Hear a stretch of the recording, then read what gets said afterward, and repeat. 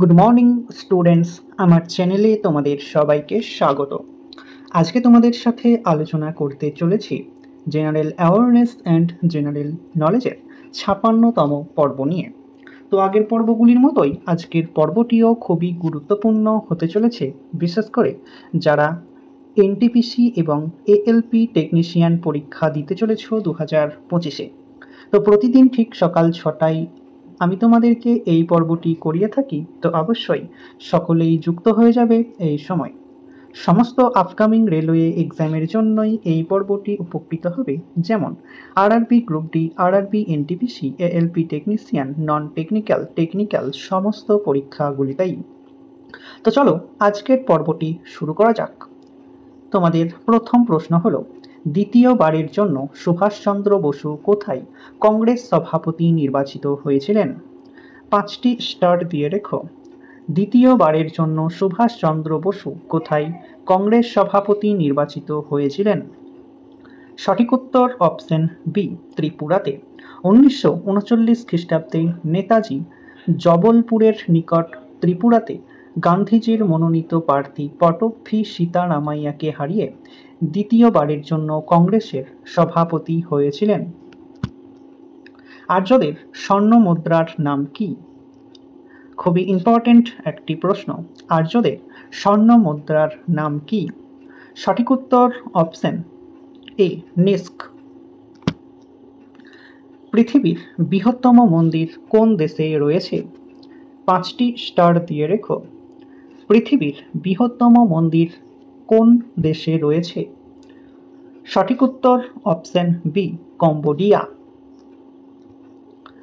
ভারতের নতুন অর্থনৈতিক নীতি এর সময় অর্থমন্ত্রী কে ছিলেন? 5টি স্টার দিয়ে রেখো। ভারতের নতুন অর্থনৈতিক নীতি এর সময় অর্থমন্ত্রী কে ছিলেন? সঠিক উত্তর অপশন ডি, মনমোহন সিং। কাকে লিচ্ছবি দৌহিত্র বলে ডাকা হতো?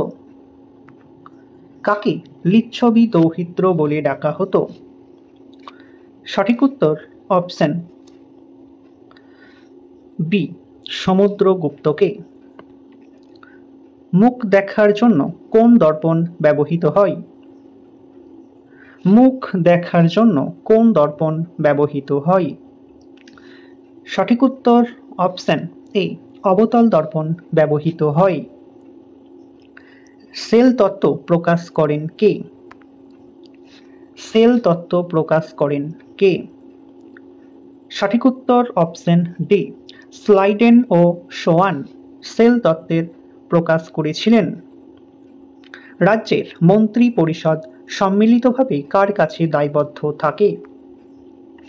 রাজ্যের মন্ত্রী পরিষদ সম্মিলিতভাবে কার কাছে দায়বদ্ধ থাকে? সঠিক উত্তর অপশন এ, বিধানসভা। জম্মু ও কাশ্মীরের জন্য বিশেষ মর্যাদার বিষয় বর্ণিত ছিল ভারতীয় সংবিধানের কত নম্বর অনুচ্ছেদে?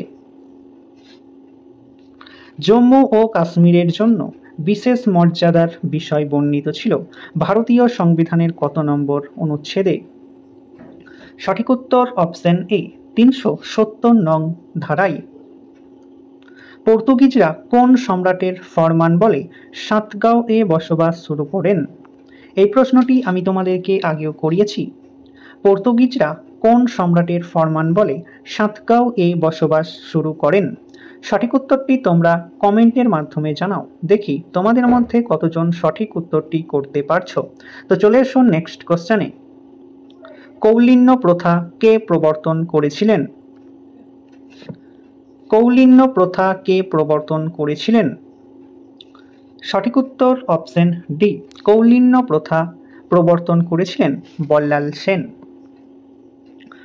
তরল অবস্থায় পরিবর্তন না করে সরাসরি কঠিন থেকে গ্যাসে অবস্থার পরিবর্তনকে কি বলে?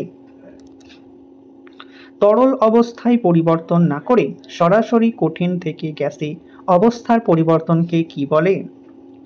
সঠিক উত্তর অপশন এ, ঊর্ধ্বপাতন। আয়তনের দিক দিয়ে পশ্চিমবঙ্গের আয়তনের প্রায় সমান। আয়তনের দিক দিয়ে পশ্চিমবঙ্গের আয়তনের প্রায় সমান। সঠিক উত্তর অপশন এ হাঙ্গেরি।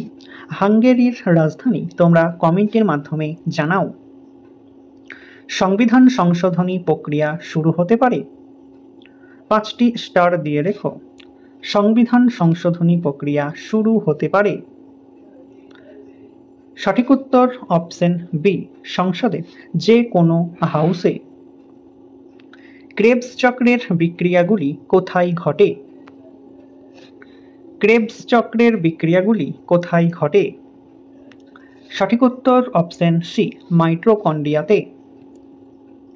কোন ইউরোপীয় জাতি সর্বপ্রথম ভারতবর্ষে আসেন? কোন ইউরোপীয় জাতি সর্বপ্রথম ভারতবর্ষে আসেন? সঠিক উত্তর অপশন ডি পর্তুগিজ। নিচের কোন চিত্রকর্মটি জয়নুল আবেদিনের দ্বারা সৃষ্ট?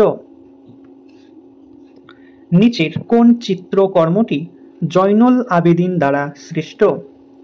সঠিক উত্তর অপশন ডি ওপরের সবগুলোই। লিভার সিরোসিস কোন অঙ্গের কার্যকারিতা কমে যায়? লিভার সিরোসিস কোন অঙ্গের কার্যকারিতা কমে যায়? সঠিক উত্তর অপশন এ যকৃতের কার্যকারিতা কমিয়ে দেয় লিভার সিরোসিস। ক্যাডমিয়াম দূষণের ফলে সৃষ্ট রোগ কোনটি? ক্যাডমিয়াম দূষণের ফলে সৃষ্ট রোগ কোনটি? সঠিক উত্তর অপশন বি ইটাই। উদ্ভিদের অভিকর্ষজ অনুবর্তী একটি অঙ্গ হল?